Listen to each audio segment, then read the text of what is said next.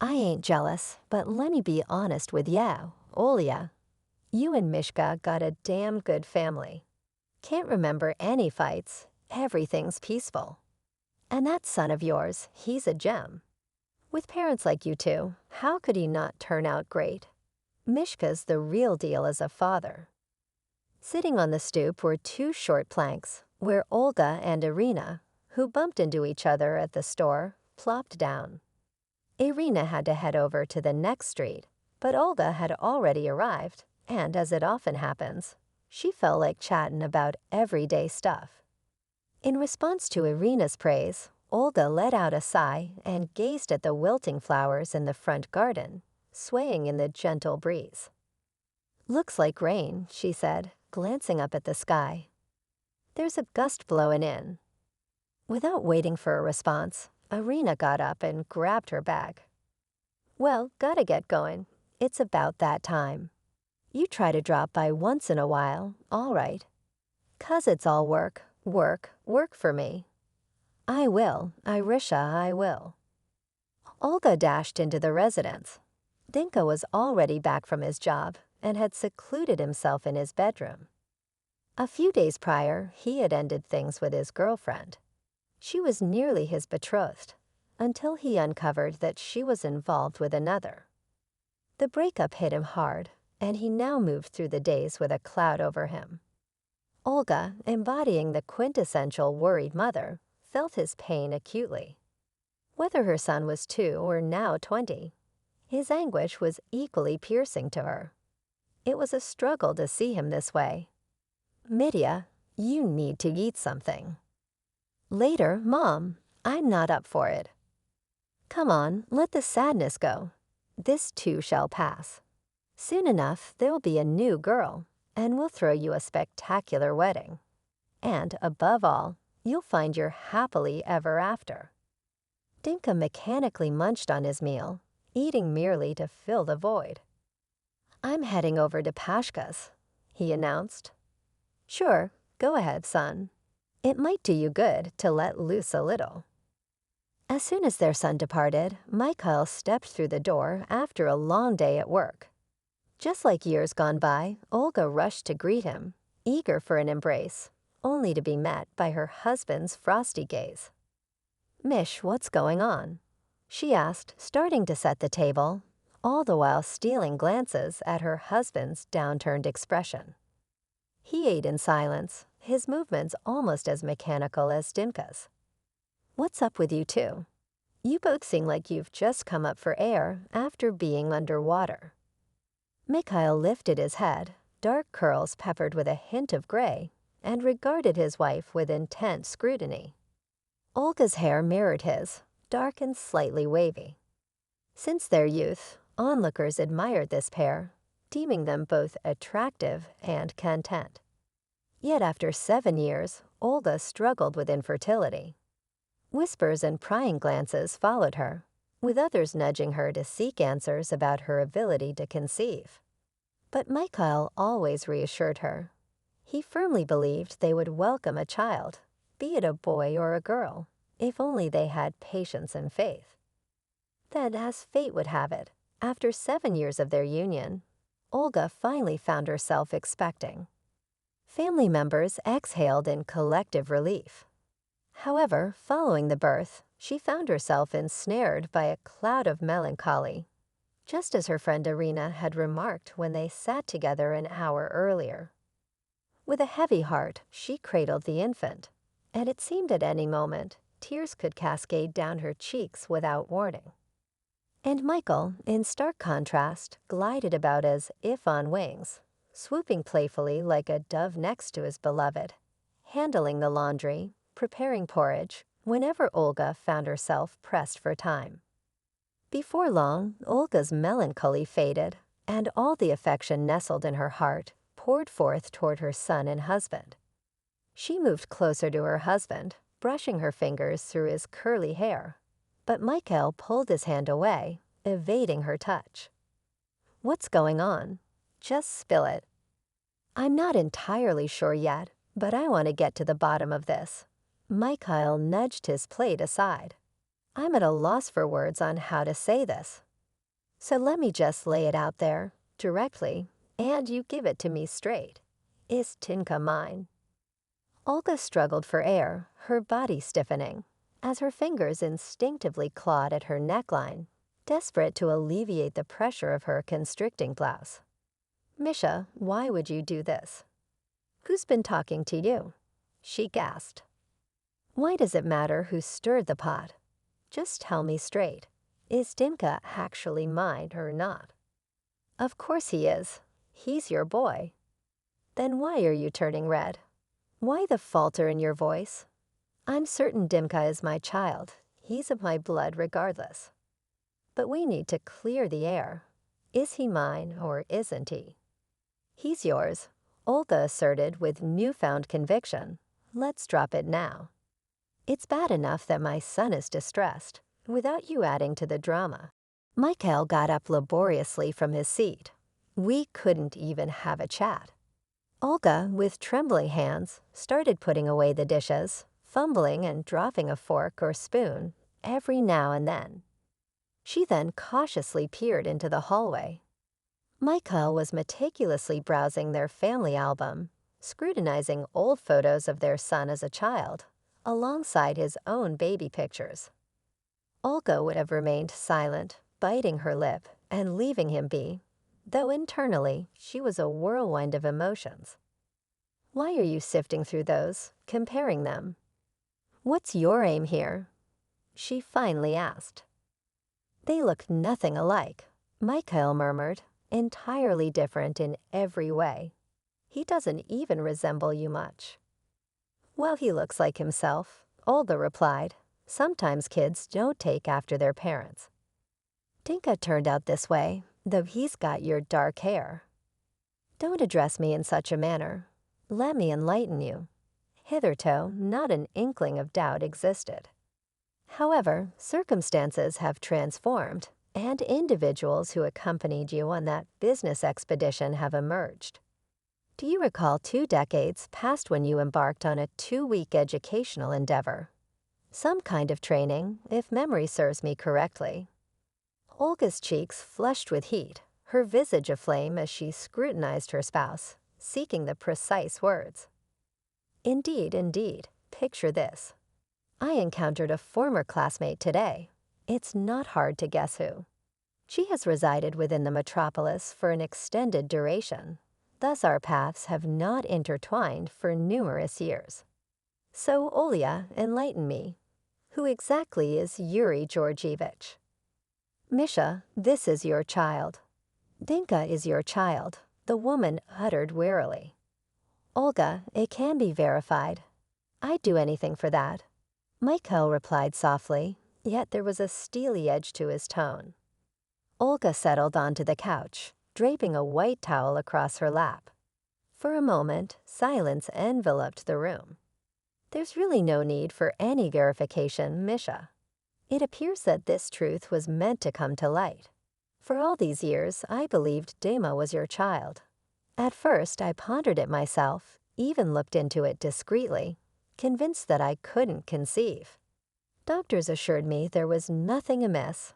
I was in good health. That's when I came to the unsettling conclusion that it was improbable I'd bear your offspring.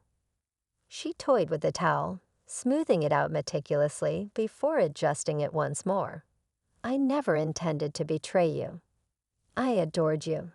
Then I adored you even more. I cherish you now. It unfolded that way. When I discovered I was expecting, I convinced myself it was your baby. Even as he matured, I witnessed his development and held my tongue, unable to leave your side. Please forgive me, Misha. Forgive you. Michael leaped to his feet, nearly erupting. His shout resembled the cry of a hurt creature. You've been lying to me my entire life. How could you do this? I didn't bear a child, and from whom? In your curse study, I did. Because I love you. Because you never provided for me a child. You're lying. I refuse to accept this. I'm as fit as a fiddle. It's you. Olga experienced a sudden barrage of curse words for the first time in her life. The torrent only ceased when Dinka appeared at the doorstep, his unexpected presence capturing his parents' attention. "What's all this commotion? What's going on?" he asked, surprised. "Oh, it's nothing, son. Just go to your room." "We'll handle it ourselves," replied Michael. However, just as Dimka was about to retreat, Michael paused and added, "Wait a moment. Why are we treating him like a child? Why don't we just spill the beans? He's grown up after all, and he deserves to know the truth." Michael approached his son and took his hand, urging him to sit down. "Take a seat, my boy. You're not a little child anymore. You won't collapse from hearing this. It turns out that, by some twist of fate, I am not your biological father. Your mom gave birth to you from another man. That's how it all unfolded. This is ridiculous. Have you been binge-watching those daytime dramas or something?" The young boy stared at his parents, unable to believe his ears. "What daytime dramas? We're living out our own story here." Michael began to pace the room, his hand rubbing his neck as if he had just cast off a burdensome weight. "Turns out it's really true. Your mom just admitted it." "Mom, is that really the case?" Olga tossed aside the towel, stood up, and approached her son. "It is true, my dear. That's exactly how it unfolded, and I'm here to share the whole story with you." "You see," Michael burst out, "the truth has been hidden for 2 decades. It's unbelievable to think we even pretended." "I never pretended," she replied earnestly. "I loved you. Don't even think about discussing love with me. You've got 3 days to vacate the premises. This place belongs to me. It's my parents' home, officially in my name. As for you, you can stay with your sister or at your mom's down the block. Honestly, it doesn't matter to me." "Mom, why? What were you thinking?" Dinka's lips trembled with emotion. "Chill out, kiddo. Let's just ride this out together, okay? We'll face the flames side by side, and then we'll take off, just the 2 of us. Why in the world would Dinka accompany you?" Michael halted abruptly in the middle of the room. "It's not Dinka's fault. Dinka was my son and will forever remain so, even if I have a dozen offspring. And I am certain that I will have more children. Certainly not with you." He approached his son. "Dima, stay here. This is your abode, and I am your father. I nurtured you, and this is not your fault. Dima, gather your belongings," Olga implored. "We are departing presently." "Alyonka deceived me as well." The young boy turned to his father. "Are all females like that? Dad, I'm sticking with you." "Dima, what are you suggesting?" Olga now bellowed, her visage flushed from the outburst. "Don't lose your mind. I am your mother, your very own mother. Are you truly going to abandon me?" "I'll leave it be," my son stated with composure. "Alyonka betrayed me as well, seeing someone else. Now she's wed, utterly disregarding my feelings. Besides, it isn't my father's fault you were unfaithful to him, so I'm staying with Dad." "Understood," Michael responded, grabbing a pillow before heading off to another bed to sleep. "Don't worry, I won't be a thorn in your side. I'm leaving today. You know, Misha, it's probably better that you know." I hesitated to say anything, but now it feels like a weight has been lifted. It's Dimka I feel for. He hasn't come to terms with it, still languishing over Alyona. The poor kid's hurting, which explains his rejection of his own mother. And you're just capitalizing on this situation. Olga's voice was a whisper, cautious not to disturb her son as she carefully packed her belongings. "You're free to take whatever you need from your things," Michael remarked, dousing his face with water from the basin. "I won't stand in your way. We might as well handle this by the book. We'll go through with the divorce and have the court split our assets." Michael stood upright, gripping the towel in his hands. "Olya, Do you truly want a loud divorce that everyone will overhear? Can't we skip the courtroom drama? What I'm saying is, take whatever you need. And one more thing. I'm not about to let the village believe that Dimka isn't my child. He is my son, and your infidelity is our own matter to deal with. Olga zipped up the suitcase and faced Michael. She found his suggestion agreeable. Above all, she desired that their separation wouldn't cast a shadow over Dimka. Fine, so be it. I don't want anyone gossiping about Dimka. She gestured toward the stove. I've prepared brine for you, some cutlets frying, and pasta in a smaller pot. There are dumplings and ground meat waiting in the freezer. You'll have plenty for now. I have to head to work, and I'll visit Aunt Masha later this evening. On the weekend, I'm off to see my mother in the district center. Mikhail stood motionless by the sink, a towel clutched in his hands, snapping back to reality at the sound of the door banging shut. He slumped onto the couch and, with his hands cradling his head, let out a stifled cry, as if an old scar was tearing open anew. Dad, what's going on? Where's Mom? Nothing, son. Nothing. Your mother left for work. Dad, I'm sticking around. Don't let my age fool you. I faced betrayal too. It's okay, son. We'll weather this storm together. It's just out of the blue. I imagined she'd deny it. But she came clean, he said, a bitter smile flickering across his lips. Look at you, so full of empathy and integrity. It's been 3 long months since the divorce of Michael and Olga. Their once vibrant home now felt hollow and empty.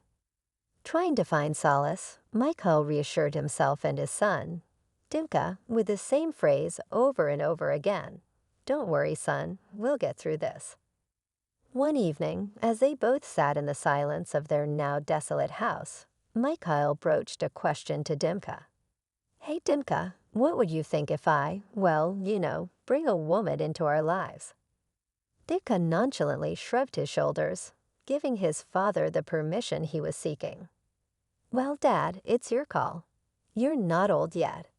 You should have a family, have children. Mikhail approached Dimka, gently patting him on the shoulder. You sure you won't get jealous, son? Dimka assured his father, understanding the complexities of their situation. Don't worry, Dad, I get it. I won't take offense.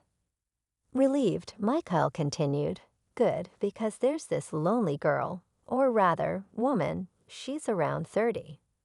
Her name is Oksana. We've been seeing each other, but I want things to be serious, genuine, no more deception. I want it all to be real. I get it, Dad, I get it. Thanks a lot, Dimka, you're a true gentleman. No funny business. Thanks for having my back. We need a lady around here who will handle the cooking because we've turned the place upside down. By the way, Dimka, have you been in touch with your mom? She's always calling me, checking in on how I'm doing. She invited me over. And what about you? You should go. It'll be all right, Dimka answered. Well, she's your mom after all, Mikhail muttered, guilt gnawing at him. The moment he laid eyes on Oksana, he felt a weight lift from his shoulders, and his anger towards Olga started to dissipate. Mikhail imagined a future stretching out ahead of him, one without lies or betrayal. To be honest, she hasn't called in 3 days, Dimka confessed, and she used to ring every day. Then why don't you give her a call? See what's up, Mikhail suggested. Dimka retrieved his phone and dialed his mother's contact, only to hear the disheartening message that she couldn't be reached. The situation perplexed him, as his mother had always been readily available in the past. The regularity of their daily calls had given him a sense of reassurance, making it all the more unsettling that he had received no communication from her in 3 whole days, with each attempt met by the same unavailability notification.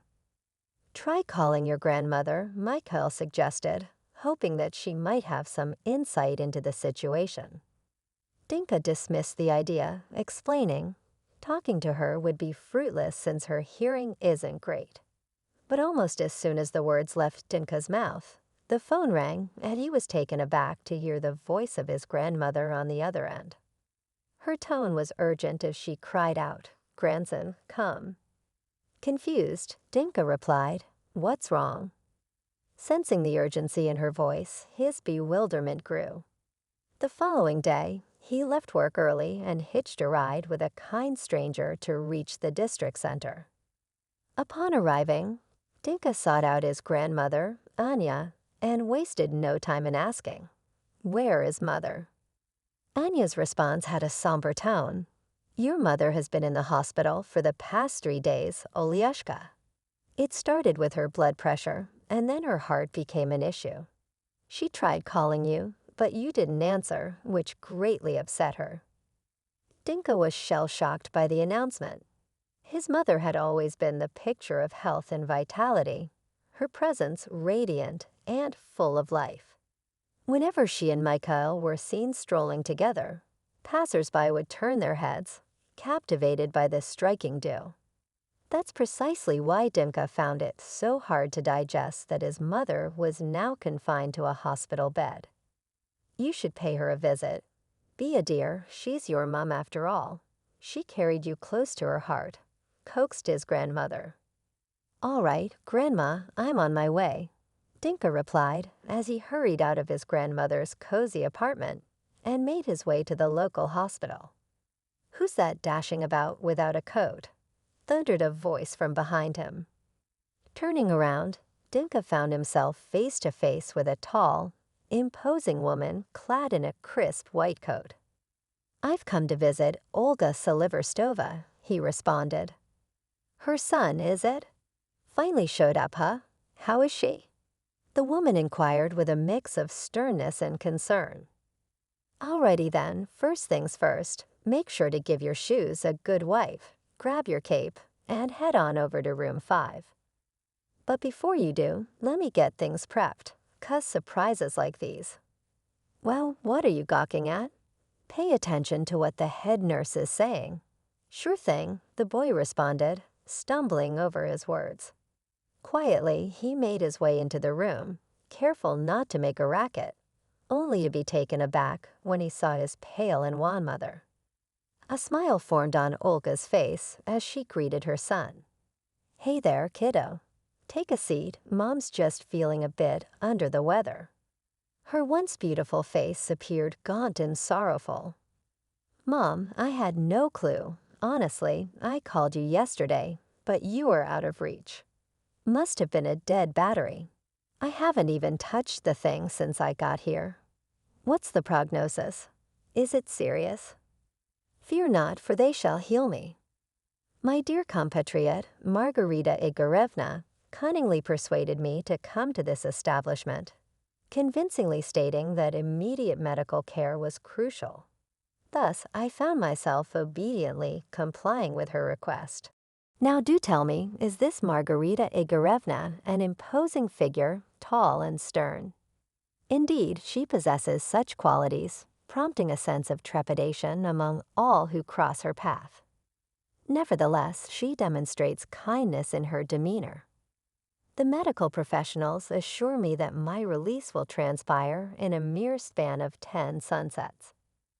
Now do enlighten me, how fares your well-being? Pray tell, what nourishment pleases your palate? It appears evident to my eyes that you have shed some weight. Perhaps you have encountered an enchanting love interest. Hast thou secured a fair maiden's affection? No, dear mother, not as of yet. Ah, my dear son, it is my utmost desire that your heart shall find contentment. Fear not for my well-being, for I shall conquer all. Dinka peered through the window, his eyelids fluttering, attempting to conceal his vulnerability from his mother. The sight before him dampened his spirits, evoking a lump in his throat. "Mom, please recover. I promise to call you and Grandma every day," he uttered, clutching her hand. "Please forgive me." Drawing a deep breath, his mother consoled him. "Son, do not fault yourself. I comprehend your emotional turmoil, having just endured your separation from your beloved girlfriend, your betrothed, and now receiving such distressing news. It's only natural to feel perturbed. Dinka pursed his lips, maintaining silence for a moment as he caressed his mother's hand. Mom, I love you. A wistful smile graced Olga's face. Son, I already knew. I always knew and believed it. I love you too. Now go on and don't fret. Mom, I will return. I promise to come tomorrow. Concern creased her brow. What about your job? You need to take time off. I will request a week's leave. I have a valid reason, a hospitalization involving my dear mother. Exiting the room, Dinka wiped away a solitary tear, relief that his mother had not witnessed his tender display of emotion. Margarita Igorevna towered before the residence doorway, imposing and stark as a marble column, instilling awe with her stern demeanor. Every member of the medical team hung on her words, and even the head doctor treaded lightly around her. Upon her arrival 15 years prior, the head doctor, Alexander Nikolaevich, had exclaimed after their first encounter, "What a monumental woman!" This comment was overheard by some nurses, and the nickname Monumental Margarita had stuck since then. Now listen closely, youngster, she said, placing her hefty hand on Dimpa's shoulders. You ought to visit your mother bearing gifts. Got it. It was only then that Dinka realized he had come without even a carton of juice. I forgot. I swear, he admitted. May I dash out and come back? I'll pick up some fruit. That's fine, I'll let it slide. And get some flowers too. Will do. Dinka sprinted from the hospital, bolting towards the town center where he knew a florist's stall waited. He arrived 30 minutes later, snatched up his cloak, and called out to Marguerite. You promised you'd see her off, he reminded her, presenting a lovely bouquet. Not for me, but for the mother of the flowers. You're such a fool, just like my other fools. You really need a lesson in these things. All right then, said Dimka, delving into his pocket to pull out a chocolate bar. This is for you. Now that's more like it. We'll have a little treat. She paused in front of the door and added, You hand her over, give your mom a kiss, and swear to be the perfect son. Do you get me? Dinka nodded. Marguerite's gaze had a way of making him comply with every word she uttered. At home, Dinka lingered at the table with his dad for quite a while. The tea had gone cold long ago, and they would occasionally reheat it before setting the mugs aside once more. Don't take it the wrong way, Dad, but I've decided to move into Grandma's place. I'll be waiting for Mom to come back from the hospital. When I found out what she did to you, I honestly thought you were the one who got the raw deal, if you catch my drift. And now she's pretty frail, so I really want to be there for her. I'm not upset, son. It's true. Olga has always been a wonderful mother. You can't dispute that. And she was a good spouse, too. Dad, if you choose to remarry, that's your decision. I won't judge you for it. Dima, what about your job? It's quite a journey you'd have to make. I'll transfer to a position in the district center. I've got it all figured out. On weekends, Dinka made his way to his grandma's place and began visiting his mom daily. Margarita Igorevna would always welcome the boy with a warm smile, open the room door, and announce, Olia, look who's here. Then, during her free moments, she'd come in and take a seat on the bed. You've got a wonderful son, Olia. You really didn't need to worry, she'd say reassuringly. Thanks, Rita, for always being there for me. Olia would respond gratefully. Oh, come on, Oliashka.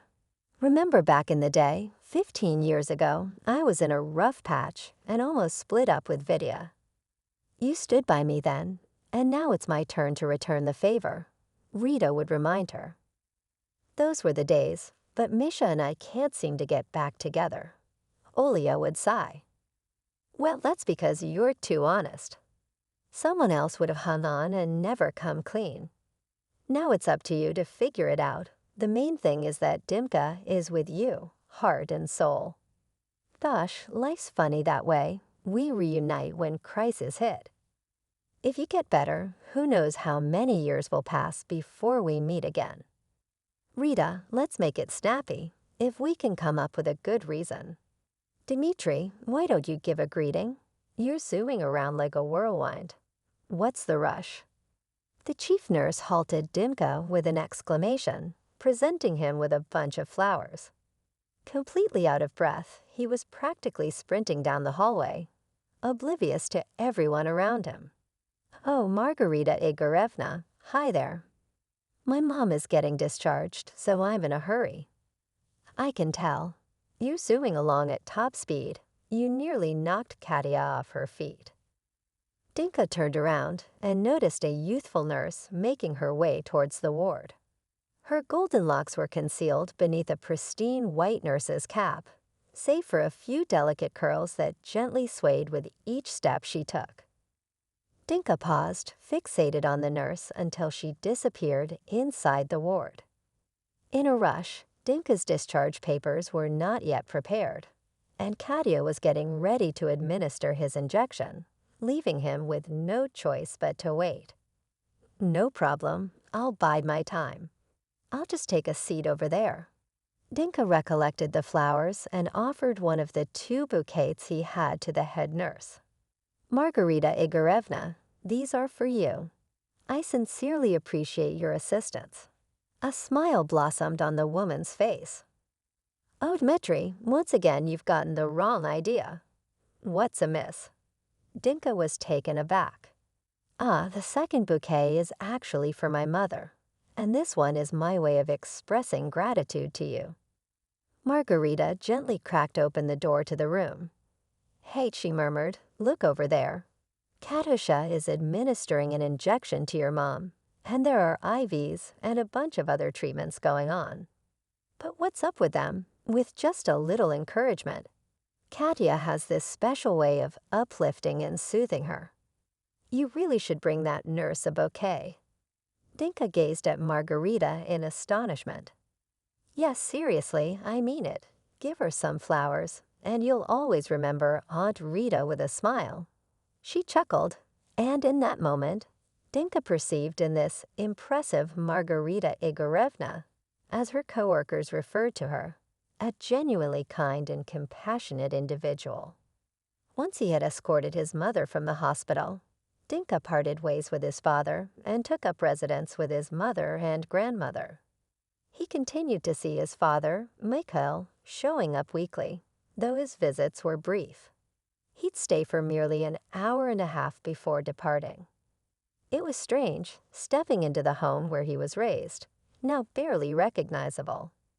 The furniture had shifted places, unfamiliar curtains framed the windows, new kitchenware filled the cabinets, and notably there was a new woman of the house, the petite, charming Oksana, who always wore a welcoming smile, evidently trying to make Dinka feel comfortable. "Come on, stick around a bit longer," his father would urge, eager for more conversation. "Tell me what's new with you." "It's all the same, nothing new to report," Dinka would reply tersely, typically changing the subject swiftly. However, once they reached the threshold of the gate, he admitted, "It's all changed, as you can clearly see." "What was I to do? I never saw this twist coming. Such a drastic turn," his father lamented. "So how is your mother doing? Is she getting better?" "She's doing well. She's got a fantastic friend who's the chief nurse at the hospital. She ensured my mom received the care she needed." He longed to convey his regards, but lacked the courage. "How's life treating you in the personal realm?" Instead of exchanging greetings, he queried. "Well," Dinka hesitated. "It's hard to put into words. It's just the beginning." "So do you have a girlfriend?" "Sure thing," my boy confessed. 2 months had elapsed since his hospital discharge, and for Dimka, That day marked the first encounter with Katya. The bouquet, originally intended for Margarita Igorevna, he, following Margarita's suggestion, presented to Nurse Katya. Thus their acquaintance commenced. Olga was aware that her son was seeing a nurse from the local hospital, but she remained tight-lipped, refraining from prying. Conversely, Dimka was the one who initiated the inquiries. "Hey, Mom, I want to have a chat about something uncomfortable for you," said Olga, taking a seat across from me. "Don't worry, I'm all ears." "Speak your mind, Dima, I'm here to listen," I assured her. "Well, I wanted to inquire about that man you once met. You know who I'm talking about," she hinted. "Ah, you mean your biological father," I clarified. She began smoothing out a small crease on the tablecloth with her palm, seemingly lost in thought. "I don't know much about him, to be honest. Our encounter was fleeting, and I made sure he couldn't track me down. He didn't even know my last name. Occasionally, his name would pop up in the newspaper. At the time, he held a prominent position in the region and had recently gone through a divorce. I made a conscious choice to stay out of his life and deliberately stayed away. If you're curious to know more about him, the local library has all the archives of our regional newspaper. They featured him quite often, and you might even find his portrait there. About 10 years ago, I discovered from the same newspaper that he had passed away. His name was Yuri Georgievich Prokhorov. My dear son, although Yuri Georgievich is your biological father, I have always considered your true father to be Mikhail. He raised you and cared for you just as much as I did. I already know that, Mom. You don't have to apologize. I'm going to the library to find out something." It had been ages since Dimka had visited the library, and in high school, he only went there when necessary. This time, he spent over 2 hours there, flipping through old newspapers and scanning different faces. A few articles caught his attention, along with a photograph. As he gazed at the stranger's face, he noticed familiar features. At first, he struggled to recall where he had seen this face before, but then he realized that it simply resembled a man who had no knowledge of his existence. Exhausted, Dimka left the hall, yet felt a sense of relief in his soul. He felt immense sympathy for his mother, father, and even this stranger, Yuri Georgievich. He yearned to live his life in a way that would spare him from making mistakes in 10, 20, or 30 years' time. "Well, hey there, Olya, here I am," Mikhail announced, stomping in the hallway, momentarily reluctant to remove his coat. "Hello, Misha. Take off your coat, wash your hands, come to the table. Let's grab lunch together." Olya, done in casual homewear, pulled up a chair for him. With eagerness, Mikhail threw off his coat and headed towards the bathroom, explaining, "As Dimka informed me, I called you right away. It's big news. My son plans to tie the knot, though I haven't met the bride yet. She's a fine bride, an absolutely lovely girl. But you'll surely see for yourself. Dima agreed to bring Katya over, perhaps as soon as tomorrow." Mikhail settled down at the table, letting out a small cough. "Are you coming down with something?" "No, it's merely a slight scratch in my throat. So why did I swing by?" "I wanted to talk about how we're going to plan the festivities. The funds will be handled, naturally, and we need to think about a gift, too. Do you reckon we should tackle this separately or work on it as a team?" "I'm not sure. It's entirely up to you. You're not flying solo anymore. I can't tell if I'm really not alone or not. I was in a rush. I just moved Oksana out. And then, what's Oksana got to do with any of this?" Misha. Seriously, what's her connection here? It's not her fault that we split up so abruptly. Olya, I was rushing. All this talk about kids. What kids, really?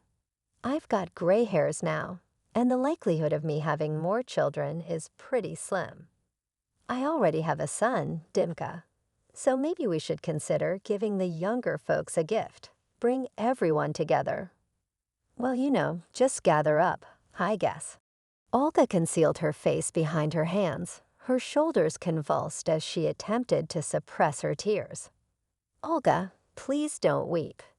You must try to comprehend the situation at hand. And guess who informed me? Alka Kopteva, a woman who is tied to Serebryansky by matrimonial bonds. And would you believe where I encountered her? At a local auto parts shop. She divorced her spouse and now possesses one of the establishments. As I conversed with the shop assistant, she recognized me and approached, wearing a smile. Oh, you recall how she pursued me back in our school days. To cut to the chase, she insinuated something, hinting that she is now unattached and invited me to her abode. But I scoffed at her right then and there, delivering this response. When I was younger, it simply wasn't meant to be. And now, what's the point in trying? My words offended her, leading her to reveal that she had seen you. Initially, I didn't believe her, so I stormed out and departed.